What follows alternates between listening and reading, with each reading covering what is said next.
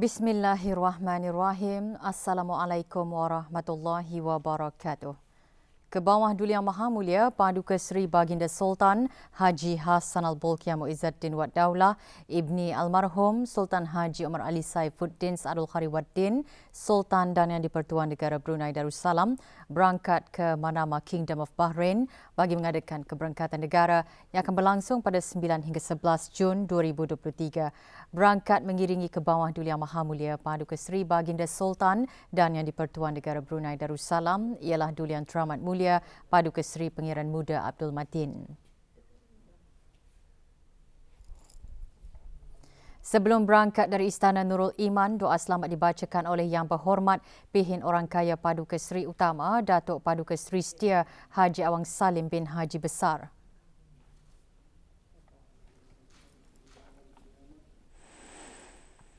Berangkat dihingga penerbangan ke bawah Duli Yang Maha Mulia di Rimba bagi menyembahkan selamat berangkat ialah ahli-ahli kerabat diraja.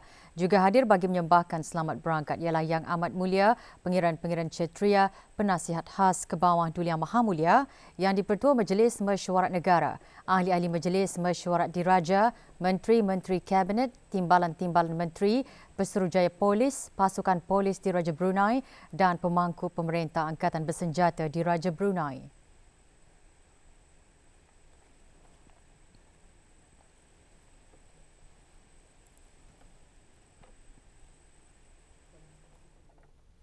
Universiti Teknologi Brunei UTB mengadakan seminar eksekutif bersempena dengan Anugerah Cipta 2023 serta persidangan dan pameran pertengahan tahun Brunei MICE 2023. Seminar diadakan di UTB. Perbincangan menumpukan kepada keseluruhan pertandingan Cipta 2023 serta hasil daripada penyertaan.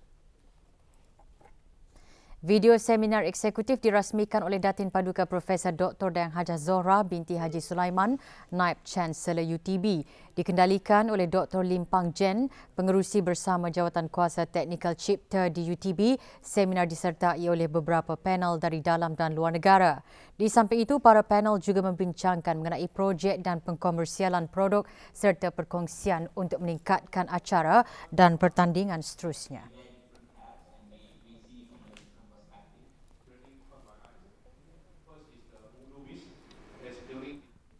Dengan menumpukan terhadap menangani isu kemampanan, tema pertandingan Anugerah Produk Kreatif, Inovatif dan Pemajuan Teknologi Cipta Duli Pangeran Muda Mahkota 2023, inovasi untuk matlamat pembangunan menekan mampan SDG menekankan tindak balas kepada agenda SDG 2030 selaras dengan Wawasan Brunei 2035. Pertandingan kali ini mengetengahkan produk dalam bentuk peranti digital dan alat elektronik yang dihasilkan oleh para pencipta muda. Yang kami pertandingkan adalah mengenai agriculture XR training. Setelah mempelajari cara yang tradisional, so kami ingin mendigitalisasi kaedah-kaedah untuk mengembangkan lagi sektor agriculture, terutama untuk orang-orang lokal. Projek ini membuat pasal cooling suit. Since Brunei is very hot, since we live in equatorial climate, cooling suit is made for like athletes. So this project detects the rises of water level as well as abnormalities in water quality. So if there are any significant changes in water quality, the relevant stakeholders will be alerted through SMS as well as a buzzer, so that they can act on it earlier before the water is affected throughout the houses distribution. Dalam usaha pejabat urusan jemaah haji membekalkan jemaah haji negara dengan panduan yang tepat, sesi ceramah bimbingan haji diadakan bagi jemaah yang mengikuti paket syarikat At-Taqwa. Ceramah diadakan di salah sebuah hotel di Madinah. Ceramah disampaikan oleh Hajah Zunainah binti Haji Gunung, guru agama, pejabat urusan jemaah haji negara Brunei Darussalam di Arab Saudi. Sementara itu, Ketua Rombongan Perubatan juga mengingatkan para jemaah untuk sentiasa bersedia dengan cabaran yang bakal ditempuhi. Mungkin juga kalau sudah di Makkah nanti bersasak tu berasa rasak. So ini pun orang memberi cabaran untuk bis kita juga. Kalau orang di sini selesa sedikit, kalau sudah sana kan sembahyang pun berasa-asa berimpit. Jadi itu pun salah satu cabaran untuk bis kita jual.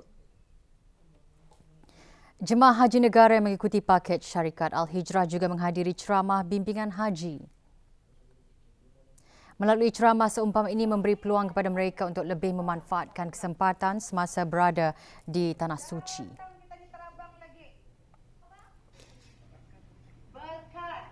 Berkat nombor satu di mana? Perbuatan. Mana betul?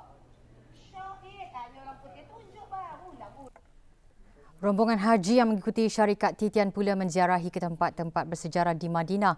Antara tempat yang diziarahi Sakifah Bani Sa'idah yang merupakan tempat pelantikan Khalifah Islam yang pertama selepas Rasulullah wafat, iaitu Saidina Abu Bakar As-Siddiq.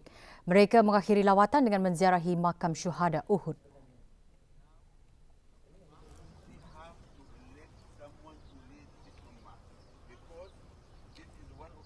Sementara itu, sepanjang berada di Madinah, jemaah haji negara yang mengikuti paket syarikat Strait Central Agencies SCA meneruskan ziarah sekitar kota Madinah, antara yang menjadi tumpuan Masjid Quba.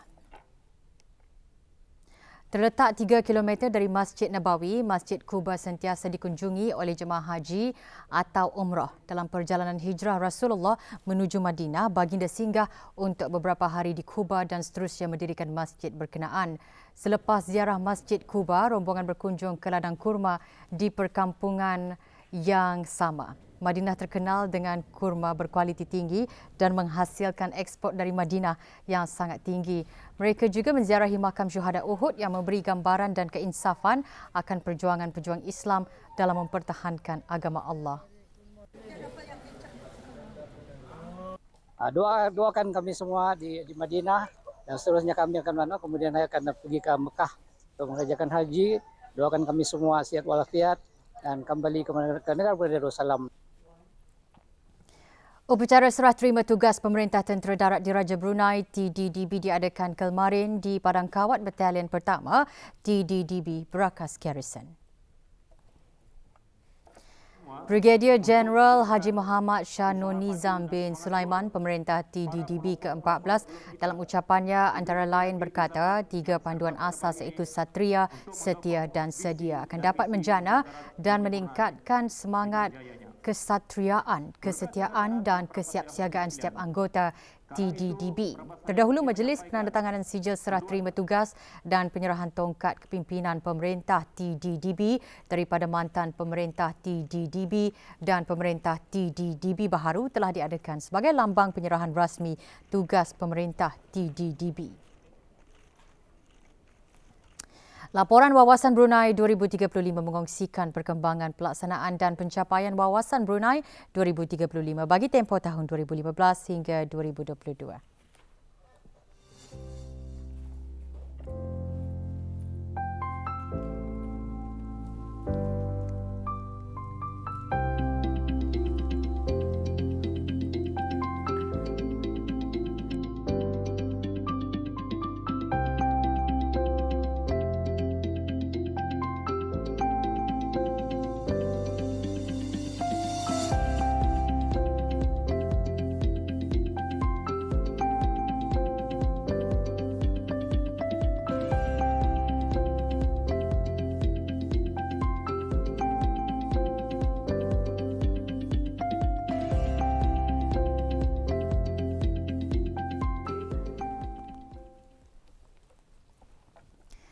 Tidak dapat dinafikan terdapat segelintir masyarakat yang kurang bertanggungjawab dengan membuang sampah sesuka hati di tempat-tempat yang tidak sepatutnya sehingga mencemarkan keindahan alam sekitar. Semua makhluk, tidak kira manusia, binatang ataupun tumbuh-tumbuhan, semuanya bergantung kepada sumber-sumber semula jadi di muka bumi ini. Oleh itu, Allah Subhanahu Wa Taala melarang kita melakukan sebarang kerosakan di muka bumi, sama ada kerosakan kepada jiwa, harta benda dan alam sekitar. Perkara tersebut antara intipati khutbah Jumaat bertajuk Menjaga Alam Sekitar. Dan memelihara alam sekitar agar sentiasa indah dan damai. Marilah kita memainkan peranan dan melaksanakan tanggungjawab untuk menjaga kebersihan serta melindungi alam sekitar dari apa jua bentuk pencemaran dan kekotoran. Mudah-mudahan dengan mengamalkan kebersihan dalam kehidupan kita negara Brunei Darussalam akan menjadi sebuah negara yang indah, bersih dan bebas dari sebarang penyakit dan mara bahaya. Berhentilah merokok itu antara nasihat yang kerap didengar oleh para perokok. Namun hakikatnya bagi para perokok ia pasti bukan mudah tetapi tidak mustahil. Dengan berbekalkan semangat, klinik berhenti merokok di Kementerian Kesihatan KBM sedia membantu merealisasikan hasrat berhenti merokok secara teratur melalui sesi kaunseling ke arah kesihatan yang lebih berkualiti. Berhenti merokok memberi banyak manfaat terhadap kesihatan. Menurut KBM, manfaat berhenti merokok akan dapat dirasakan oleh perokok setelah 5 hingga 10 tahun iaitu risiko kanser paru-paru berkurangan hampir separuh dan risiko strok dan penyakit jantung juga berkurangan.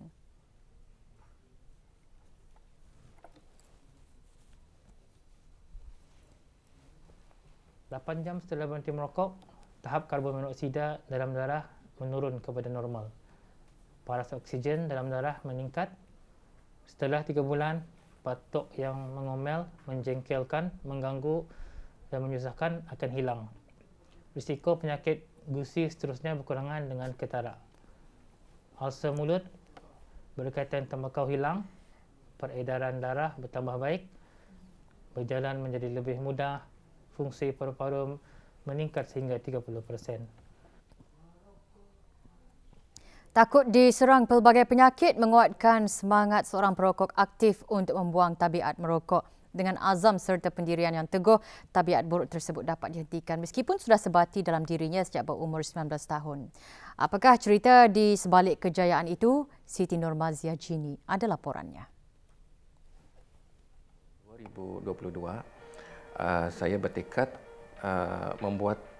mencari satu untuk fokus untuk berhenti itu akhirnya terjawab. Adalah hari kenangan iaitu hari terakhir lahir lah masa bulan Oktober. So alhamdulillah jadi tercapai semua telah. Sejak 6 bulan lalu, tabiat tidak sihat Pengiran Haji Muhammad Zuzai Fadila bin Pengiran Haji Zaini yang kini berusia 45 tahun dapat dihentikan selepas mengikuti program berhenti merokok di Klinik Berhenti Merokok Kementerian Kesihatan. Menurutnya, bantuan, khidmat nasihat dan beberapa ubat gantian yang disediakan oleh klinik berkenaan banyak membantu usahanya untuk berhenti merokok. Sedarannya ni berberlaku di atas dasar sendirilah sebenarnya, oleh sebab ada dua dalam keluarga family yang merokok juga, itu perlindungan beliau dulu adalah perokok pasif juga semasa kami kanak-kanak, dan semasa dia berhenti ada serangan jantung, and then alhamdulillah operasi itu berjaya, belah dipotong. Dan yang kedua ini adalah kes arwah abang, paru-parunya berkuman. Jadi di sanalah mula ada kesadaran macam ingin berhenti merokok itulah. Pelbagai kesan sampingan juga pernah dialami oleh Pengiran Haji Muhammad Zuzai Fadila sekaligus menguatkan lagi tekadnya untuk berhenti merokok. Kesan-kesan yang dialaminya itu membuktikan bahawa tabiat tersebut memudaratkan kesihatan. Efek yang saya terima, mula-mula naik tangga, orang tangga rumah, terasa ngalih rasa sebenarnya. Ngalih rasanya. Dan satu, seorang-seorang punya kesan. Happen masa tu kaki saya, iaitu jari sebelah kiri, masa tu ada terasa macam ni. Kita ni orang Brunei panat tapi panatnya tu macam sajuk wah. Dua jari tu sajuk saja, tapi yang tiga jari tu alhamdulillah adalah panas. Jadi macam saya tu macam cuba try picit-picit lah apalah, macam what happen. So di sanalah macam saya, ya Allah kata, barangkali inilah mungkin asbabnya se-efek dari merokok ni, pasal merokok pasif kan. Kini, Pengiran Haji Zuzai Fadila mengakui hidupnya lebih ceria menjalani gaya hidup yang lebih sihat. Menurutnya, kesan berhenti merokok memberikan banyak manfaat bukan hanya dari segi kesihatan, malah juga dari aspek ekonomi dan kesihatan keluarganya serta orang sekeliling. Siti Nurmazia Jini melaporkan untuk Berita RTB. Bagi menghargai penglibatan kerja-kerja kesukarelawanan di negara ini, Persatuan Bulan Sabit Merah Negara Brunei Darussalam menyerahkan anugerah Brunei Red Crescent Henry Dunant tahun 2023. Majlis berlangsung di salah sebuah restoran di Gadong. Anugerah disampaikan oleh Pengiran Datuk Paduka Haji Muhammad Yusof bin Pengiran Haji Bahar, Presiden Persatuan Bulan Sabit Merah Negara Brunei Darussalam kepada Pengurus Am Syarikat Makan Ceria Sendirian Berhad. Dengan penganugerahan ini, ia diharap akan memberi semangat untuk terus terlibat dalam aktiviti kesukarelawanan.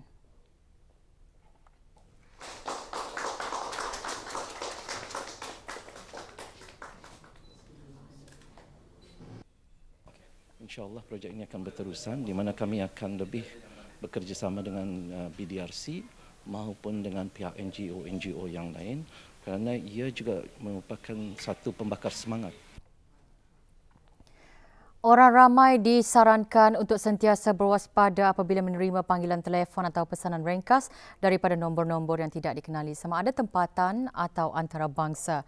Saranan itu ditekankan oleh Brunei Darussalam Central Bank BDCB berikutan maklumat mengenai beberapa penipuan keuangan yang menggunakan nama dan logo BDCB sebelum ini iaitu Authority Monetary Brunei Darussalam AMBD dan susulan aduan orang ramai yang dihubungi oleh individu-individu yang menyamar sebagai kaki tangan BDCB melalui panggilan telefon, perkhidmatan pesanan ringkas, SMS atau aplikasi seperti WhatsApp dan Telegram. Sesetengah penipuan keuangan juga menggunakan nama dan logo BDCB untuk mendakwa bahawa terdapat yuran atau charge yang perlu dibayar. Ia bertujuan untuk mendapatkan butiran peribadi dan perbankan mangsa. BDCB dalam siaran akhbarnya juga menasihatkan orang ramai untuk sentiasa berhati-hati apabila menerima panggilan atau pesanan ringkas daripada nombor yang tidak dikenali. Jangan mengongsikan maklumat peribadi, terutamanya maklumat berkaitan dengan urusan perbankan kepada individu, organisasi, entiti yang tidak dikenali tanpa pengesahan. Dan jangan memindah atau mengirim wang kepada individu, organisasi, entiti yang tidak dikenali sama ada di dalam atau ke luar negara. BDCB juga menegaskan adalah menjadi kesalahan di bawah bab 74A Perintah BDCB 2010 bagi sesiapa yang menggunakan nama atau logo BDCB tanpa kebenaran bertulis atau menggunakan nama, simbol, reka bentuk atau lambang BDCB yang serupa untuk memperdaya atau menipu atau menyebabkan kekeliruan. Jika sabit kesalahan, hukuman denda tidak melebihi RM20,000, penjara tidak melebihi 7 tahun atau kedua-duanya sekali. Orang ramai yang menerima bahan komunikasi berkaitan BDCB yang disyaki palsu bolehlah mendapatkan pengesahan dengan menghubungi talian 831-8388 atau email info@bdcb.gov.pn. Beralih ke sukan. Pertandingan pencak silat remaja jemputan Sekolah Sukan kali kedua selama 3 hari bermula kemarin. Pertandingan diadakan di Sekolah Sukan Kampung Pulai. Perasmiannya disempurnakan oleh Pengiran Haji Abdul Karim bin Pengiran Haji Metasan yang dipertua Persekutuan Pencak Silat Kebangsaan Brunei Darussalam Persib. 5 buah pasukan menyertai pertandingan tersebut terdiri daripada pasukan Sekolah Sukan, Pusat Latihan, Jabatan Pendidikan Co-Kurikulum, Skim Pembangunan Brunei Muara, Skim JBS Tutung dan Pertubuhan Gagak Hitam Pergah Belait. Antara kategori yang dipertandingkan acara seni tunggal lelaki dan perempuan.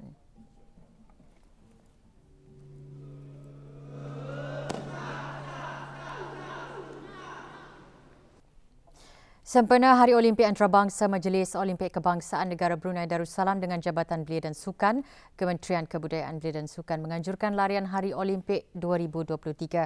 Larian dibahagikan kepada 7 kategori. Antaranya kategori larian terbuka lelaki dan wanita, kategori larian kanak-kanak bawah 12 tahun, kategori warga emas ke atas dan kategori orang kurang upaya. Acara akan diadakan pada 25 Jun ini di Taman Haji Semuda Omar Ali Saifuddin. Pendaftaran adalah percuma dan dibuka sehingga 12 Jun 2023 dari pukul 8 pagi hingga 11.30 pagi dan 2 petang hingga 4 petang di Stadium Negara Hassanal Bolkiah.